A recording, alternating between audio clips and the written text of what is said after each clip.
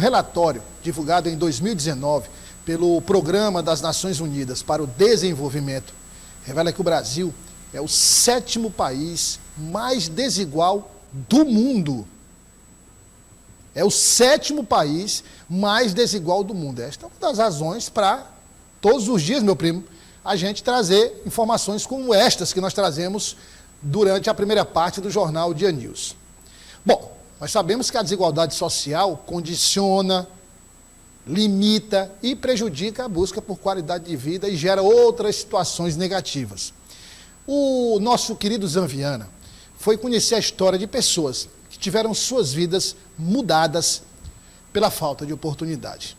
É uma reportagem muito séria e interessante, que eu queria que você prestasse bem atenção no que o Zanviana vai trazer agora na tela do Jornal Dia News.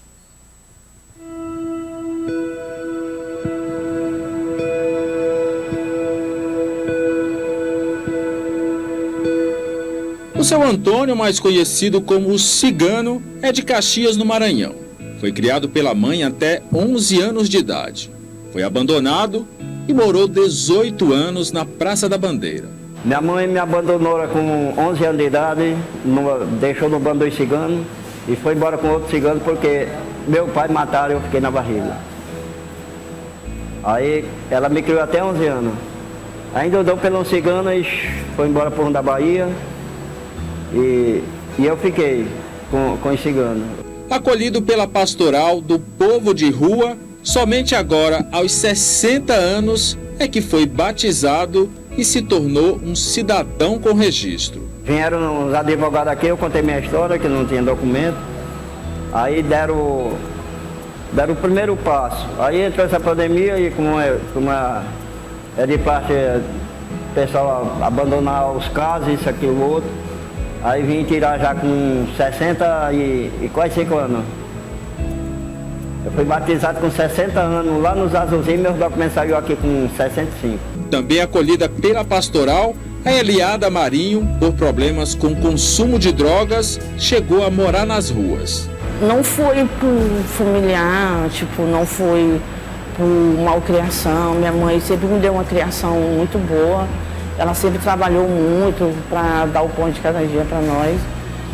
E aí quando eu escutei que não, estava no grupo de colégio, quando eu escutei que não, eu já estava fumando maconha já. Comecei na maconha, depois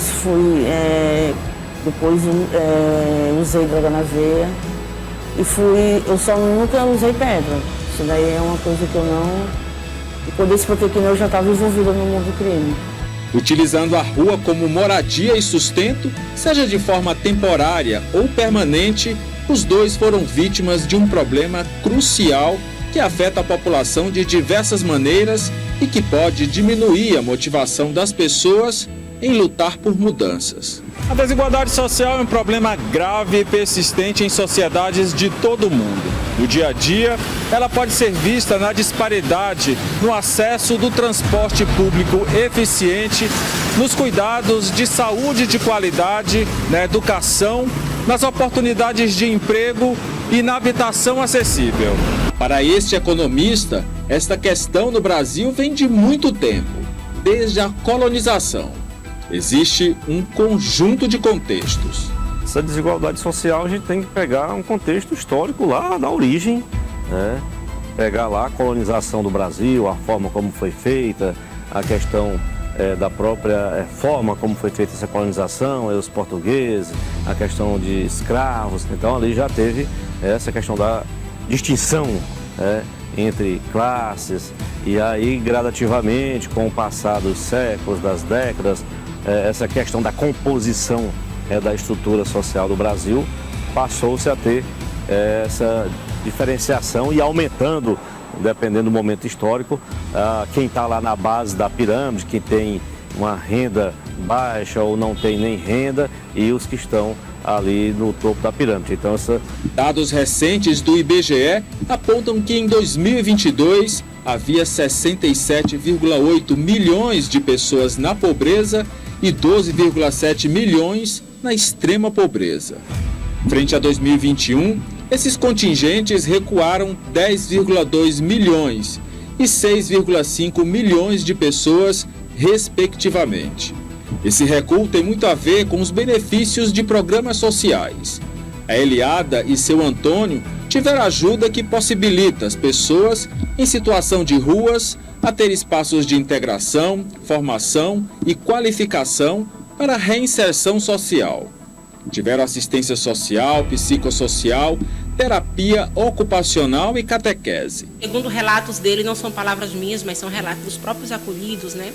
Muitos deles dizem que antes de vir para a Pastoral do Povo de Rua, antes de receber esse acolhimento, eles não tinham perspectiva alguma, né, de vida. Se encontravam nas ruas, né, desempregados, sem nenhuma perspectiva de conseguir se profissionalizar, né, de gerar uma autonomia, de voltar a restabelecer os seus vínculos familiares. E quando chegam aqui, né, a partir da nossa escuta, a partir dos nossos encaminhamentos, né, a gente trabalha com equipe, onde tem profissionais de psicologia, terapeutas ocupacionais, coordenadora de cursos de projetos. Então, assim, é uma equipe bem qualificada, que a gente tenta trabalhar de forma integral. O objetivo principal é dar oportunidade para eles se tratarem nas casas terapêuticas, dependentes químicos, né? Depois desse tratamento, eles vêm aqui para a nossa casa, abrigo, onde chamamos de Casa de Qualificação Profissional das Pessoas de Rua, que fica na rua Arley Nogueira 2531, bairro Macaúba, né? E daqui, depois de 3 meses, providenciamos todos os direitos que eles têm, providenciando documentação, né? Cuidado com o seu psicológico, com a sua saúde, com uma série de técnicos, né, que prestam esse serviço para eles, e depois eles vão inserir no mercado de trabalho. Além dos cursos de costura e fabricação de chinelos, o seu Antônio, por exemplo, conseguiu vender peças e hoje já alugou uma kitnet e está montando seu cantinho. O acolhimento da pastoral aqui é muito bom. Ele ajuda nas pessoas, principalmente esse negócio da desigualdade, para você se igualar a outras pessoas do nível mais superior. Porque eu aprendi a ler e escrever aqui. Tudo que eu aprendi foi daqui. Na rua eu só fazia o que não prestava. Eu vim aprender aqui na pastoral. Aonde eu tenho curso de corte de cabelo, faço bolo, costuro. Esse projeto, esse tapete bem aqui, eu fiz muitos deles, foram vendidos aqui mesmo, mas hoje eu estou mostrando o último que sobrou, foi eu que fiz. A problemática da desigualdade social pode ser considerada o maior problema do Brasil, mas muitos outros países sofrem do mesmo mal. Para ser resolvido, os políticos que administram o país devem trabalhar gradativamente para um resultado a longo prazo. Tem que ser trabalhado para que se tenha gradativamente a melhoria, a questão de chegar a um contexto ideal, não sei, mas pelo menos buscar reduzir para que a sociedade, a humanidade possa viver melhor. Porque no contexto que estamos, quanto maiores as desigualdades, como eu falei, maiores serão aí os conflitos, as dificuldades, problemas sociais que surgem. É preciso a humanidade, quem tem poder, quem tem renda, quem tem condições de financiar, e com a participação de todos, né?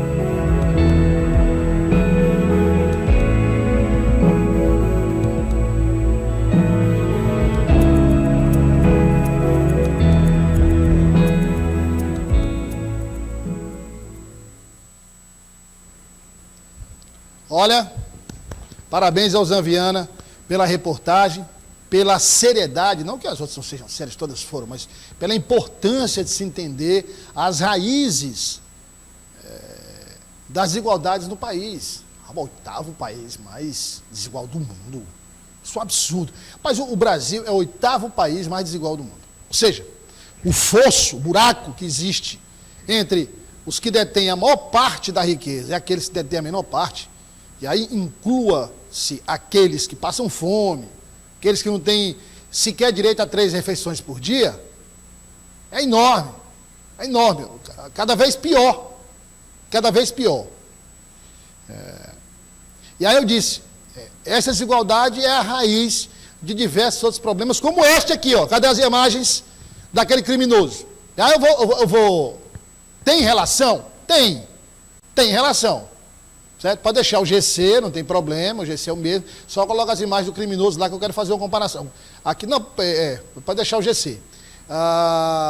Você vê cenas como esta. Eu vou mostrar agora, já mostrei, vou mostrar de novo. Aí, você diz assim, bom, não teve oportunidade, não teve acesso a serviços do Estado, esse aqui, ó, tá vendo? Não teve acesso a serviços do Estado. Aí é uma questão muito complexa, porque tem a ver com a psique humana, com a forma como as pessoas encaram tudo, com quem se relaciona ao redor, mas não é justificativa. Pobreza, falta de acesso à escola, falta de acesso a emprego, falta de acesso à saúde, não são desculpas para você se tornar um criminoso, para seguir o caminho do crime. Você sabe por quê? Volta a imagem lá da reportagem do Zan. Ó, você vai ver esse senhor aí, se der pra... Ó, esse aí, frisa a imagem aí, volta lá e frisa a imagem.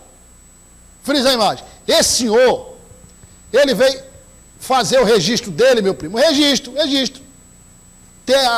Com 60 anos. Ou seja, desde que esse senhor nasceu, até os 60 anos de idade, oficialmente ele não existia.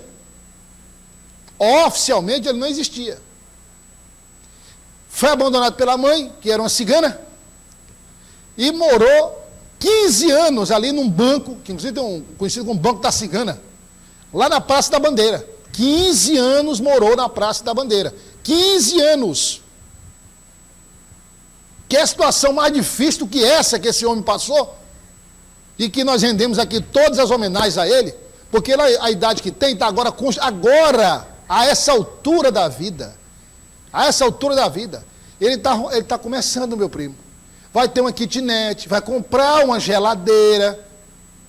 Poxa, quantas e quantas pessoas não teriam se revoltado, ido para o mundo do crime? Então, ele é um exemplo da resiliência. É um exemplo de alguém que acredita na vida, apesar dos pesares, apesar de todos os reveses que ele viveu. E hoje é um exemplo. Está aí, um cidadão que é um espelho para toda a sociedade. Teve acesso a nada, meu primo, nada.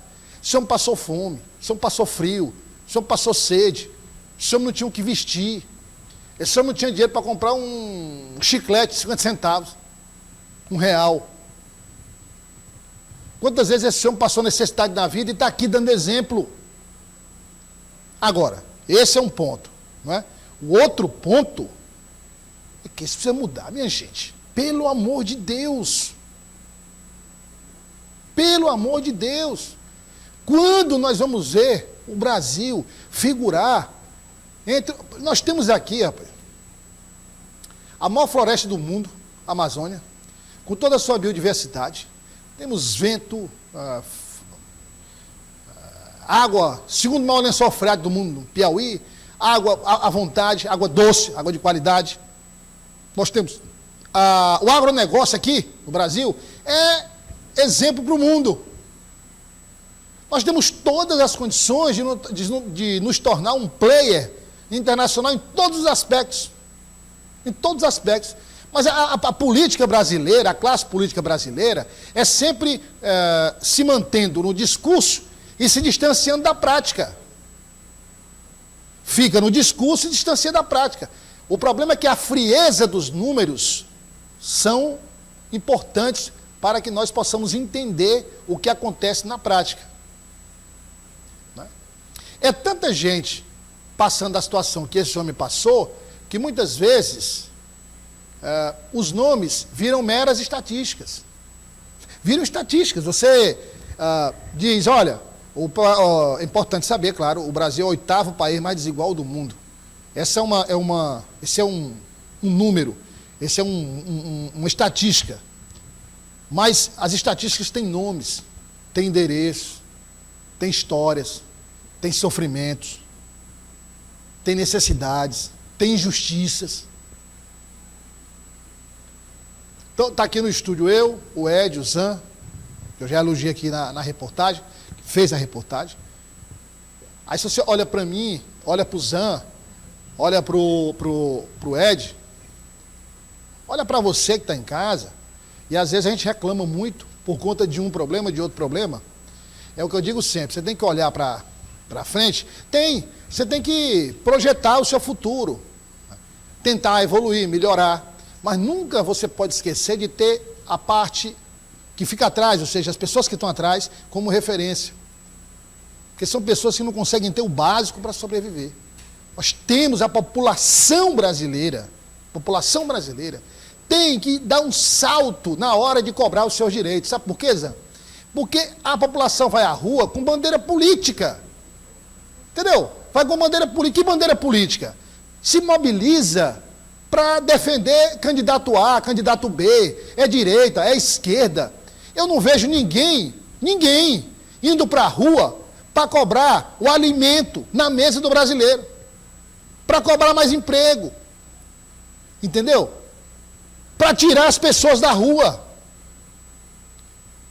Eu não vejo ninguém fazer uma manifestação séria para diminuir a carga tributária, que é uma das maiores, se não a maior desse país.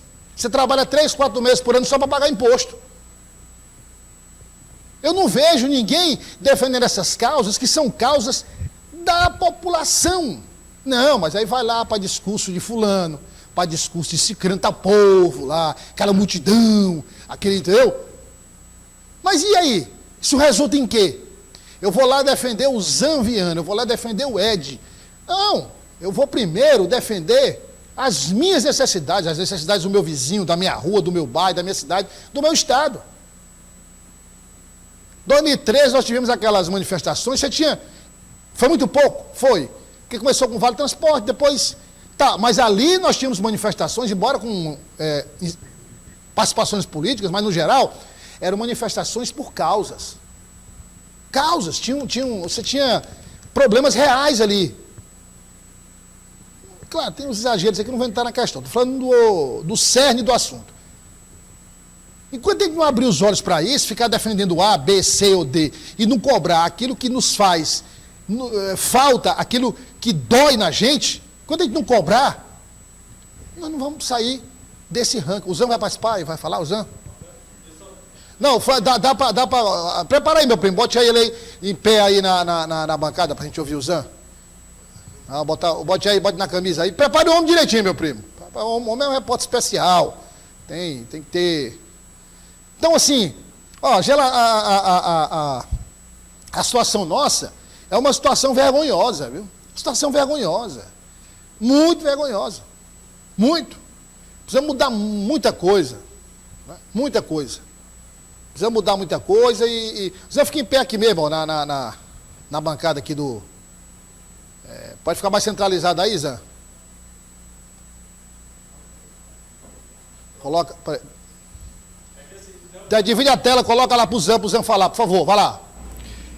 É que me chamou a atenção aqui o seu comentário e uma coisa que eu fico impressionado, Douglas, é que assim, eu acho que a humanidade, o homem é uma coisa muito impressionante.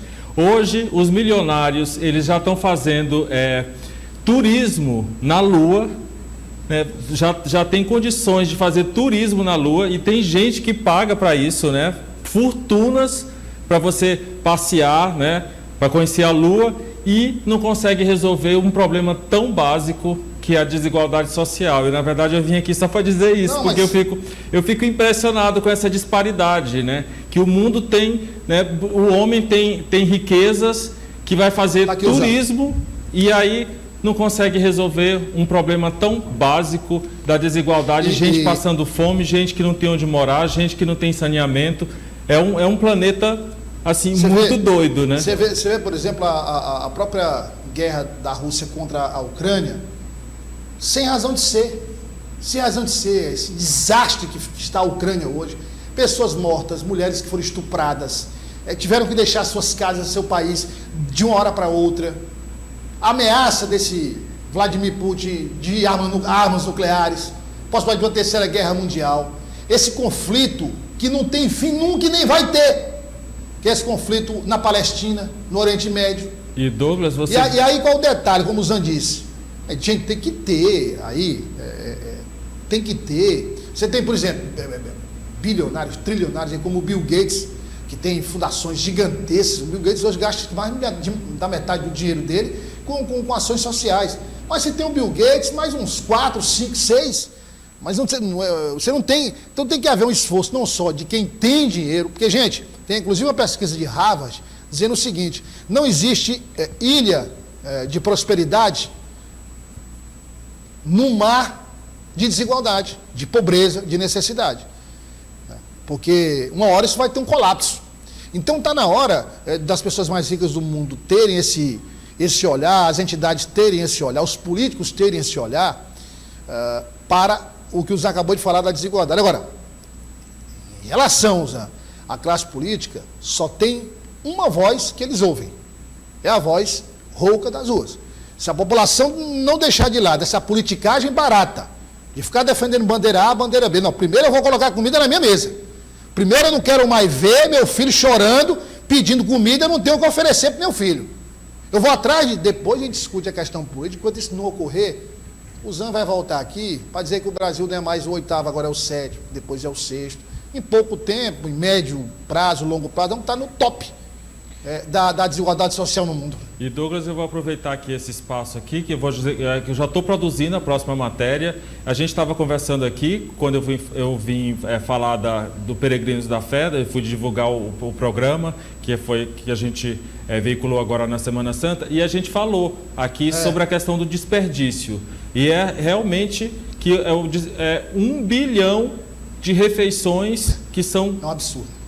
Então tem coisas nesse mundo que a gente fica sem entender, né? Um bilhão para famílias, quer dizer, o número de necessidade é 800 e poucos milhões. Exatamente. Quer dizer, daria para alimentar todo mundo com sobra. Com sobra. Não dá para entender isso. É difícil, é muito difícil. Aí você pergunta, mas como coordenar isso? É fácil, gente. Cabeças privilegiadas, tem tecnologia, com boa vontade, se resolve, se articula uma saída para se evitar isso e se transferir esse alimento para a mesa de quem realmente precisa.